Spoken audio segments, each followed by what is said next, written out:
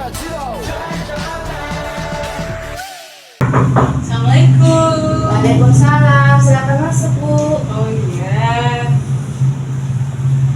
Oh iya. Selamat malam, silakan Ibu. duduk. Oh terima kasih. Perkenalkan, nama saya Novela Bisa, saya ahli gizi di sini. Kalau boleh tahu dengan ibu siapa? Oh nama saya Lisa. Baik, Bisa. Bagaimana perjalanannya? Lumayan sih Bu, dekat dari sini walaupun tadi sempat tersasar sedikit tapi akhirnya sampai. Wah, berarti rumahnya dekat-dekat sini ya? Iya itu Bu. Kemudian ada yang bisa saya bantu Bu? Oh jadi begini Bu, saya kan sekarang usia sudah 24 tahun. Tapi berusia muda ini, menurut saya ini sudah terlihat sangat buncit sekali Bu. Begitu. Jadi ada tidak ya rekomendasi untuk mengurangi perut buncit? Gitu. Mungkin rekomendasi makanannya begitu Bu. Nah, baik. Sebelumnya apakah ibu pernah melakukan konseling? Belum pernah Ibu, ini pertama kalinya. Jadi sebelum kita memulai konseling, apakah ibu bersedia untuk meluangkan waktunya untuk ini? Oh bersedia sekali Bu. Baiklah, kalau begitu saya data dulu ya terkait berat badannya. Oh ya boleh Bu silakan. Dan KTP-nya. Mari. Oh iya Bu tadi di sini ya Bu ya. Oh baik Bu.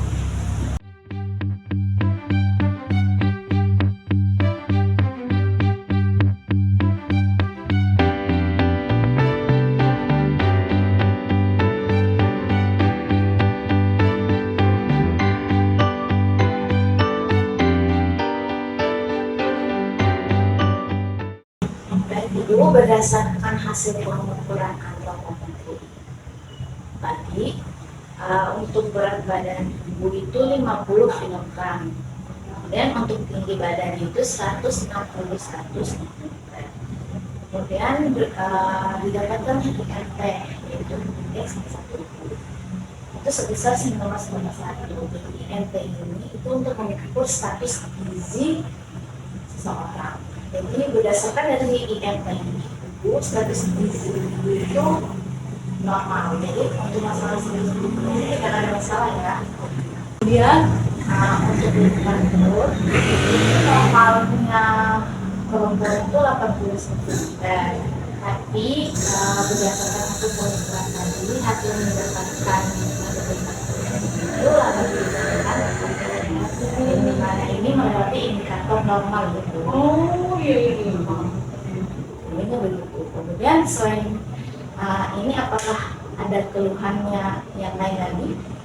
Tidak ada sih Bu. Kalau terkait dengan gizi mungkin yang tadi ya konsumsi makanan supaya terhindar dari buncit, paling keluar aja sih kayak capek punggung gitu. Baik. Kemudian untuk kegiatan sehari-hari ibu bagaimana aja ya?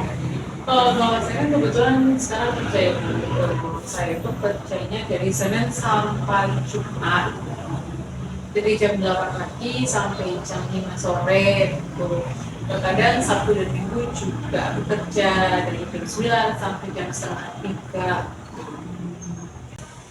Kalau begitu saya izin untuk melakukan recall 24 jam itu untuk menanyakan apa saja yang ibu makan kemarin selama 24 jam, mulai dari bangun tidur sampai bangun tidur. Oh iya boleh silahkan.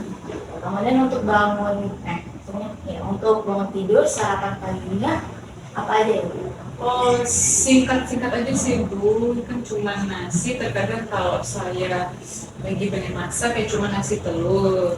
Tapi seringnya kan tidak mungkin karena masak ya, akhirnya saya makannya onigiri dari Indomaret.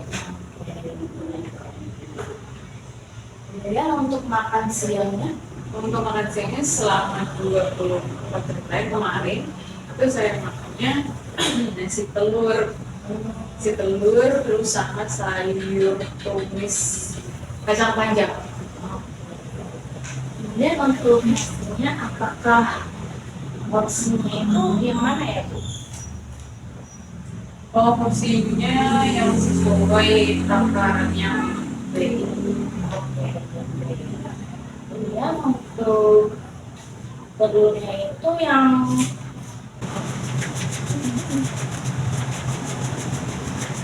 untuk telurnya.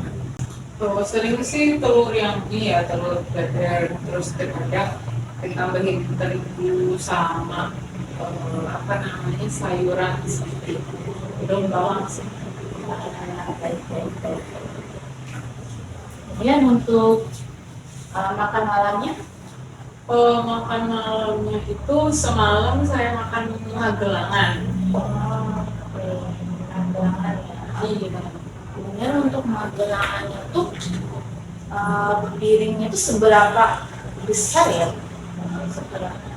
Ukurannya sih seperti yang ini.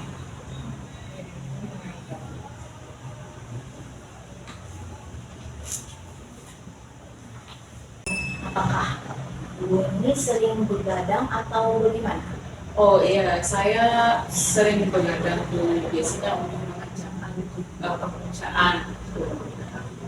Karena dari pagi sampai jam 5 saya kerja, terus saya istirahat sebentar, saya makan dulu kan malamnya. Nah itu tidak cukup waktunya untuk mengerjain pekerjaan saya. Akhirnya saya mau nggak mau harus bangun lebih lama gitu, tidak tidur cepat untuk mengerjain tugasnya pekerjaannya. Kalau boleh tahu, apakah ibu cenderung duduk lebih lama di depan layar laptop? Oh iya Bu, saya duduknya lebih sering di depan laptop. Di dalam sehari itu bisa sampai berjam-jam karena memang kan pekerjaan saya itu banyak berkaitan dengan laptop. Karena saya kan pekerjaannya mengenai media, jadi saya itu perlu menyiapkan materi yang ingin saya ajarkan, itu juga di depan laptop. Kemudian metode mengajar saya, maksudnya cara mengajarnya, itu kan tidak hanya tatap muka saja, tapi juga online lewat Zoom. Jadi kalau bisa dihitung-hitung sih sebenarnya menatap laptopnya justru bisa itu sekitar jadi 6 jam, setelah itu sering kok. Kalau gitu, selain itu juga, apakah ibu sering itu nggak? Sering stres gitu? Oh iya sih lumayan Ibu, kalau misalnya ada stresnya itu apalagi kalau eh, pekerjaannya lagi banyak sekali gitu, mikirinnya bikin stres.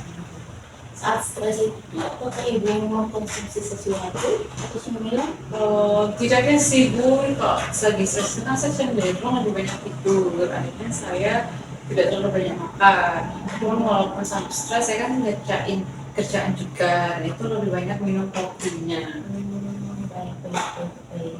Untuk olahraganya, apakah ibu sering melakukannya dalam seminggu? Kalau seminggu sih jarang ya Bu ya, biasanya saya hitungan itu per bulan. Terkadang bisa sampai tidak olahraga dalam sebulan, tapi saya usahakan satu bulan itu sekali olahraganya jalan.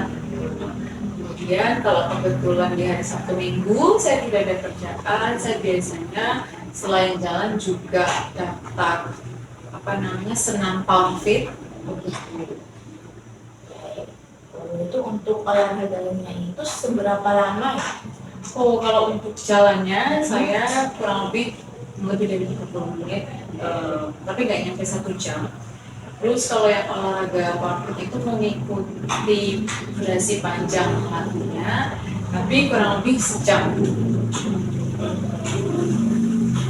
Itu untuk keadaan perutnya itu sudah berapa berapa lama ya? Sebenarnya sudah beberapa bulan terakhir sih Bu, saya kurang yakin juga, tapi saya malah sadar saya baru cek itu ketika akhir-akhir ini saya banyak tugasnya gitu, dan itu kelihatan banget ketika saya lagi duduk mencari tugas, saya ngerasa kok lemah ya. Baik ke Ibu, demikian dari sesi wawancara tadi, maka saya dapat simpulkan bahwa untuk pola makannya Ibu ini itu kurang seimbang. Kemudian selain itu juga gaya hidupnya Ibu sendiri juga ini kurang sehat. Kemudian karena juga itu karena ibu juga kurang beraktivitas ya, karena padatnya jadwal kerja sehingga adanya penumpukan lemak di tubuh. Lalu kemudian apakah ibu bersedia untuk berkomitmen melakukan diet? Sedia ibu, kayak apa itu ibu? Baiklah, maka berdasarkan dari keadaan ibu, maka saya anjurkan untuk dietnya itu diet lemak. Jadi diet lemak itu ibu harus mengkonsumsi makanan yang sedikit lemak yang setidaknya 30% saja. Kemudian untuk makanan yang dianjurkan itu ada sayuran yang berwarna hijau dan buah-buahan. Kemudian selain itu juga ibu harus banyak-banyak aktivitas ya, kemudian berolahraga juga setidaknya minimal 30 menit dari seminggu. Kemudian setidaknya tuh kalau misalnya tidak bisa olahraga, naik turun tangga juga itu udah termasuk olahraga. Oh, siap. Kemudian untuk pola makannya sendiri, ibu harus menerapkan isi piringku ya bu. Jadi di sini saya ada poster nih bu. Jadi di sini isi piringku itu ini satu kali porsi makan yang dikonsumsi dalam satu piring, yang dimana di dalam satu piring ini ada karbohidrat, protein, buah-buahan, dan sayuran. Nih untuk satu piring ini kita bagi dua. Ada makanan pokok yang terdiri dari nasi, kemudian ada lauk pauk, itu ada lauk hewani, lauk nabati, ayam, telur, tempe, tahu, kemudian buah-buahan yang macam. Kemudian untuk sayuran itu yang kaya kan sayur mayur. Kemudian selain itu juga ini bu, saya ada informasi itu yang berisi yang sesuai dengan keadaan itu. Nih untuk makanan yang dianjurkan, untuk makanan pokok itu ada nasi merah, ada roti, ada gandum, ada kentang, ada makaroni, ada sereal, ada ubi, ada crispy, tawar, dan tepung. Nah, kemudian untuk proteinnya, ini ada ikan dan daging tanpa lemak, kemudian ada ayam tanpa kulit, ada susu skim, ada kacang-kacangan dan hasil olahannya. Kemudian ada sayuran. Nah, untuk sayuran ini itu semua sayuran segar kayak bayam, kayak kangkung, buncis, bayam, wortel, labu siam, tauge, dan tomat. Kemudian untuk buah-buahan ini, buah-buahan juga buah-buahan segar kayak pepaya, pisang, apel, jeruk, kemudian semangka, dan melon. Kemudian selain juga makanan yang harus dihindari oleh ibu atau makanan yang tidak dianjurkan. Untuk makanan pokok ini yang tidak boleh dimakan ada mie instan, ada kue kering, ada cake, ada pastries, ada donat, ada biskuit. Kemudian untuk proteinnya itu daging kambing nggak boleh dimakan, yang daging itu nggak boleh dimakan ya bu. Kemudian untuk sayuran itu sayuran disangkan yang berkaitan dengan santan itu tidak boleh. Kemudian untuk buah-buahan itu buah kering atau buah diawetkan.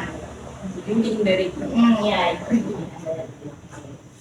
Kemudian untuk contoh menu seharinya, nih untuk contoh menu seharinya adalah untuk yang bisa dikonsumsi untuk ibu nih.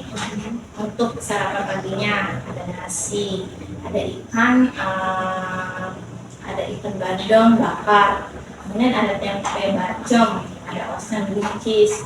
Kemudian untuk snacknya itu bisa rebus. Nah snacknya itu dari jam 10 pagi.